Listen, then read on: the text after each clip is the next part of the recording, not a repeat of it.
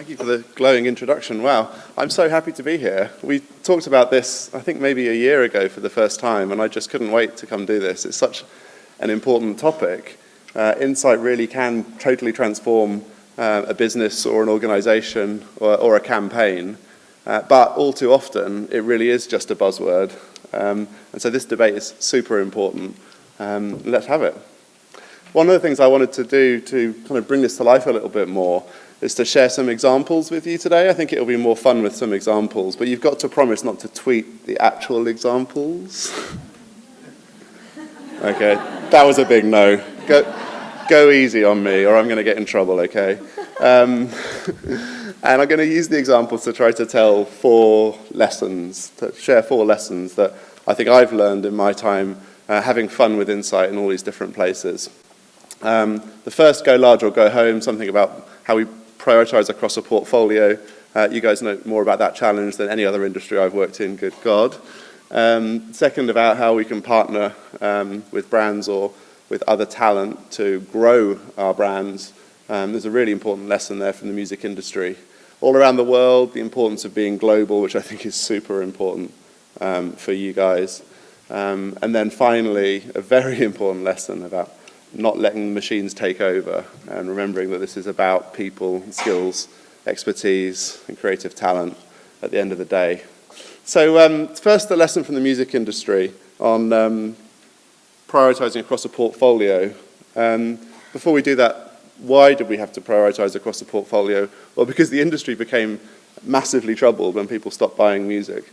And all of a sudden, the big hits, the superstars, stopped paying for all the really bad decisions that were made.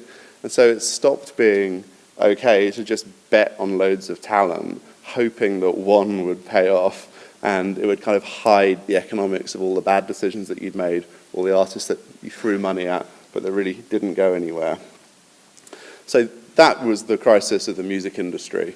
And at EMI Music, where I was, the rather ruthless decision was taken to stop spending money on new talent for a period while we work out how to do this better.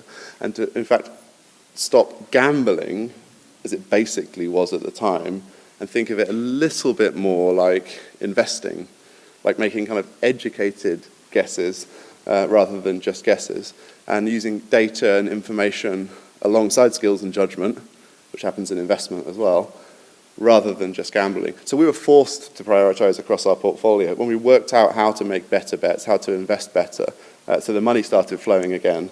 I want to give you a couple of non-tweetable examples. Yeah, that was another no. That kind of illustrate what that means. And the first is a brand new artist, as was at the time. So we had no information. No one had ever heard of the artist before. No one had ever heard the music before. And we researched, we were very, very excited that he was going to be big and mainstream. Very excited. Like skills and judgment told us that, right? We researched the music before it was released to anybody else, and that was not the reaction, actually. It was a very small group of people who were super passionate about it, but it was a very small group of people. So we totally scaled back the marketing costs. We totally changed the nature of the marketing as a result of that information.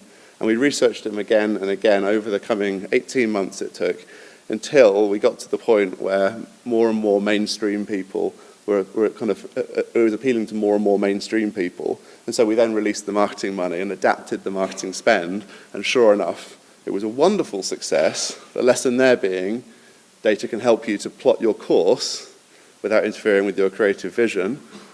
But actually, it can save you a ton of what would have been wasted money early on. And it can help you to kind of really refine what it is that you do. Another example, very similar timing, very similar like amount of information on the artist before release, nothing. And this time it was a very different lesson from a similar process. So we played music before release, and in this occasion, we thought that the artist was going to be very, very niche, hence some of the artwork. Actually, we had a problem because very mainstream people were quite excited about the artist right from day one. So we were able to actually increase the marketing budgets and switch the marketing channels to very much more mainstream channels. And sure enough, we found great success, unexpected success with the album on launch. So again, like adapting to it, this time the lesson was to go large. So this kind of thing will help you kind of prioritize across the portfolio and invest in the right things. Well, how did we do that? I think very, very, very simple things. That's one of the lessons from today, I think. It's that, so we did massive research of our artists and our music, which is pretty cost effective to do, a few £100 per song. That's all it cost for those case studies, a few £100. And for those of you that are skeptical, rightly skeptical about the role of research can play, let's boil it down to the basics. When you ask people what they think about something, when you play them some music and ask them what they think, or when you show them a book and ask them if they're interested, they're pretty good judges of their actual underlying views. Research can be pretty good if it's done well.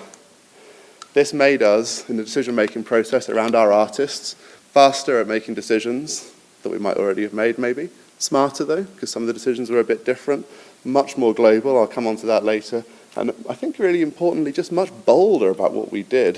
And I think when research was used, when insight was used as part of the planning process for artists, which was most of the time, by the end, almost every plan, every launch for every artist was different in some way as a result. So either it was a bit bigger than it would have been, we saw one of those, or it was maybe a bit bolder than it would have been because we didn't quite have the confidence, but after the research we did, maybe it was a bit smaller because we tailored the cost and the spend of marketing to better match the real audience demand, or maybe some releases just fell off the release schedule. Just fell off the release schedule after getting delayed and delayed and delayed. And we saved a ton of money that way as well. So really it wasn't about hindering or tampering creative spirit, but it was about helping each artist to find their success, whether that's big or small, instead of throwing money at everything and hoping that something sticks. So that was the portfolio prioritization exercise at EMI, and insight, this is one way in which insight can be incredibly helpful. So next, power couples. So how partnering with other brands was incredibly important and what role insight played in that. This is another really big lesson I think that the book industry can learn from other industries.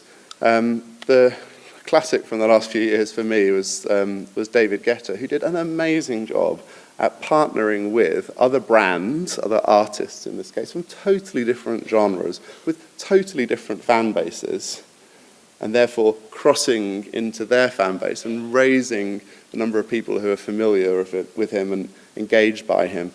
He went from being a relatively, household name in France, but a relatively obscure artist in the rest of the world, to suddenly being a household name in most countries in the world. That's a major transition.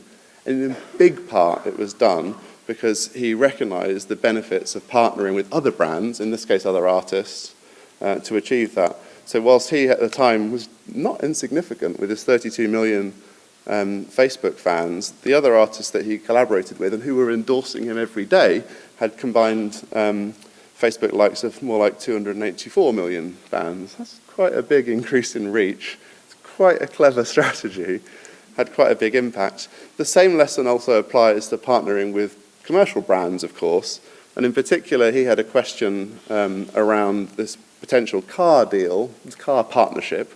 The car company wanted some of his brand equity. He quite wanted some of the car company's marketing reach. And but is that right for the brand? Is that the right thing to do? So we did some pretty quick research. Within a couple of weeks, we talked to his fans in 4 really important countries. And sure enough, they said that they thought that would actually enhance his brand and not detract from it. And here he is walking down the catwalk with this new car, and you might have seen the marketing. He certainly benefited from that as well. So partnerships offer a massive reach and opportunities. They can be informed by data, and data can help to make them happen in a way that doesn't in any way compromise your brand. In fact, totally grows your brand. So this is a major lesson, I think, for most kind of media brands, and certainly for books. So next, I think this is such a clear lesson that the publishing industry needs to learn, which is the importance of being truly global. When you have a great asset, a great book, or a great artist, or a great TV show, it's a tragedy to not help people all around the world to discover that. And I'll show you in a minute quite how fragmented it can be and quite how big the opportunities can be. And there's a really simple way that, for medium or large brands at least, you can understand underlying demand. In fact, it's free, and it's Google search trends, Google search insights. And I remember an example when I worked in publishing, not related to anything I was working on, just from the industry. And I searched for a mystery and thriller author from one of our competitors, I think, and I looked at the kind of the patterns of which countries that people were searching for this author in. And I looked for a couple of other competitive authors, and I saw a real difference in the maps. And I thought, this is really interesting. So here's an example I found the other day for two very similar authors, big mystery and thriller authors, big American authors, very similar, I think, authors. And this is the map of where the demand is, where the search terms are, where people are interested in this author around the world for author number one. And you notice some pretty striking patterns there, the kind of countries that are coloured in versus the ones that are not coloured in. Yeah. So really clear to me like why that is the case, where he's being marketed, which publisher. You can probably guess actually which publisher this is by looking at the map and comparing it to lists of publishers' offices. Here's a different example from a very, very similar author, and look how different the map is. We'll put them next to each other to make that a little bit easier. Look at how different. Similar authors, both American mystery and thriller authors. I would hazard a guess that one of them has been marketed around the world, and one of them has not. And I think there's a big difference there. So I would hazard a guess that there is underlying demand for the first author that has not been exploited. So I don't think the publishing industry is anywhere near as global as it should be. I think we're missing out on tons of underlying demand as a result of that. Finally, don't let the machines take over. So is data and algorithms and crazy computers a credible threat to creativity and skills and expertise? You might think not. I hope you think not. I think not. But some really important people think it might be. So this is the Harvard Business School published an article, Is there still a role for judgment in decision making? Well, that's pretty scary. Wow. You should read the full article, by the way. It gets even scarier. And there's a great example from chess, I think, which might lead you to that conclusion. In 1997, the computer beat Garry Kasparov at the Grandmaster at chess. So finally, this great sport of minds, enough data, enough computing power can beat the best in the world.